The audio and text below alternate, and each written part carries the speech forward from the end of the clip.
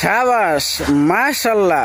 ওই সমস্ত প্রিয় দিনী ভাই এবং বোনদের জন্য যারা এই লাইলাতুল বারাতকে উদ্দেশ্য করে অর্থাৎ শবে বরাতকে উদ্দেশ্য করে এই সারা রাত্রি নামাজ পড়েছেন, সারা রাত্রি নামাজ পড়ার পর এশার নামাজ জামাতে পড়েছেন এবং এশার নামাজ জামাতে পড়ার পর আবার সকালবেলা ফজরের নামাজ জামাতে পড়েছেন, তাদের জন্য সুসংবাদ হচ্ছে আমরা আল্লাহ তাআলার কাছে আশা করতে পারি আল্লাহ রাব্বুল আলামিন আমাদেরকে অবশ্যই ক্ষমা করে দিয়েছেন।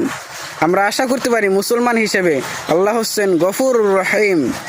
আর যারা আমরা সারা রাত্রি নামাজ পড়েছি, অনেক কান্নাকাটি করেছি, কিন্তু ফজরের নামাজ জামাতে পড়তে পারিনি, তাদের জন্য অত্যন্ত কষ্ট, তাদের জন্য অত্যন্ত দুঃখের বিষয়।